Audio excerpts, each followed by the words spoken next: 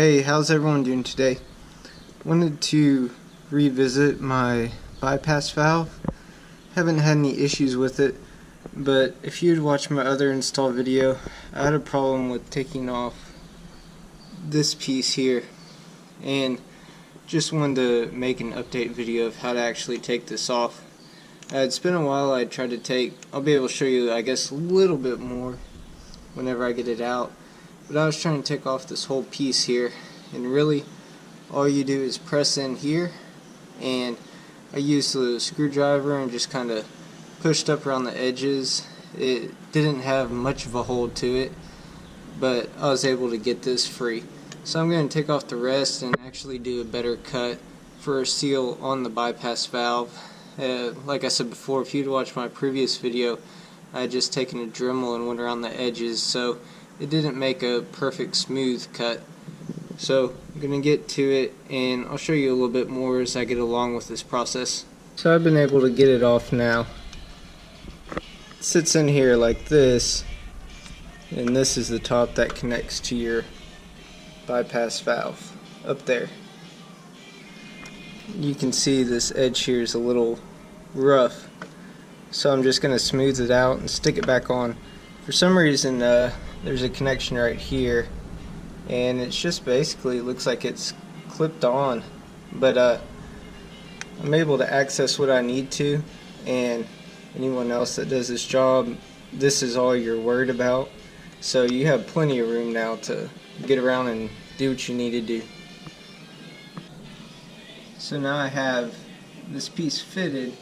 I just have to put the connection down at the bottom, up at the top, but it's definitely a much better fitting piece now that I have it all cut. So put it back together and take y'all for a ride and show you what the actual boost gauge looks like. One thing, when I was putting it back together, a little bolt came out and it looked kind of weird. Then I realized what it was for. One of these 6 bolts, it came out. I'm not sure. I may contact Boomba about it and see why their product would be falling apart whenever I'm actually driving it.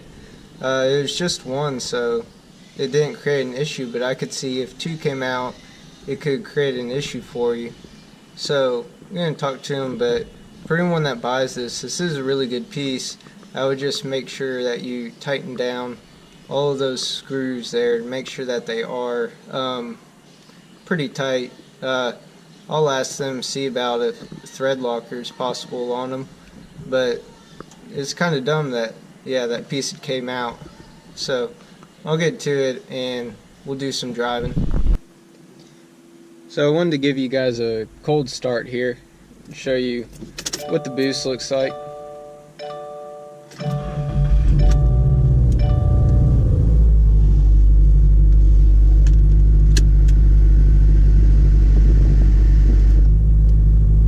So it's usually between about 7, may go up to -4, but it usually stays around that area.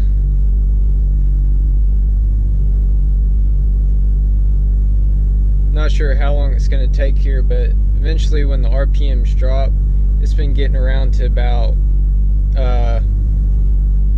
around -10-ish, where before it was getting to -12, which I think that's part of it just recirculating better.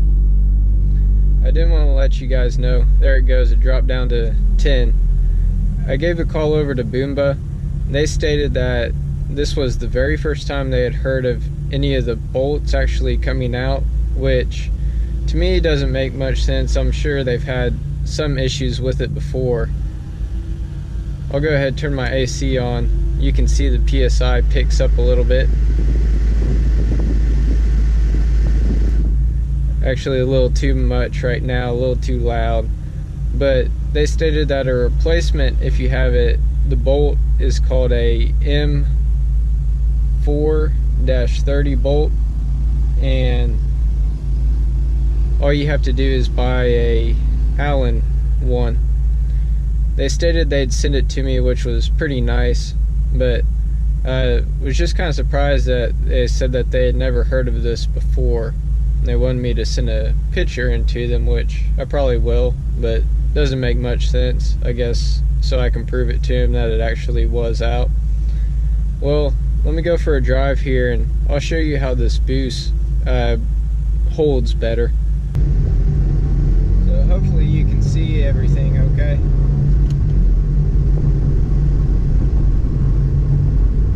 But boost holds pretty well. It's usually between, I said, like a 8 to 10-ish level on the negative. I get out here and I'll show you how it actually holds boost. I'll get on it a little bit more. Right now I'm not really in the boost zone. This is just my normal driving.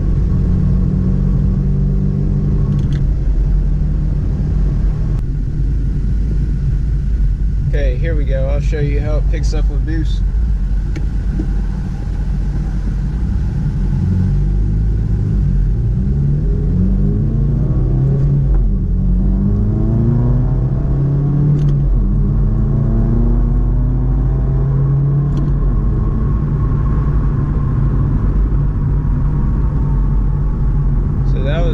Up to 60. There's a little bit of underboost with it.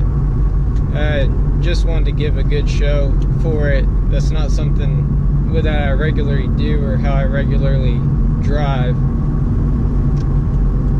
But as you could see, it wasn't real, I guess you would say, floppy or fluttery.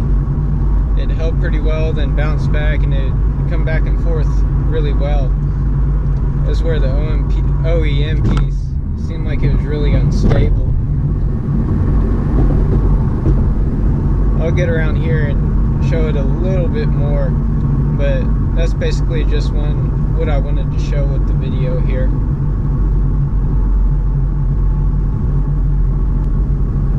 This is still on the stock tune, by the way. Waiting, have another piece coming in here pretty soon, which is going to help out a whole lot when going to stage 2. But I want to make sure I have the pieces that I want, rather than putting one thing on, say a downpipe or something. Just doing one at a time. I want to do it all together and just do one, I guess, big tune. Here we go.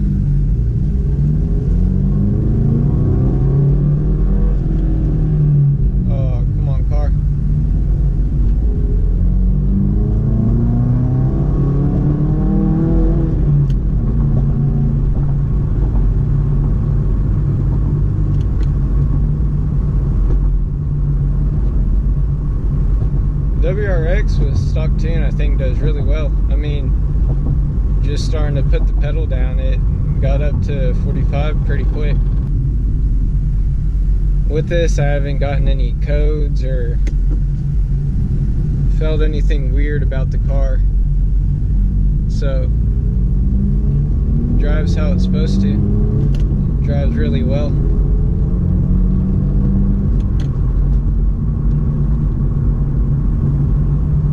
So, thank you guys for watching.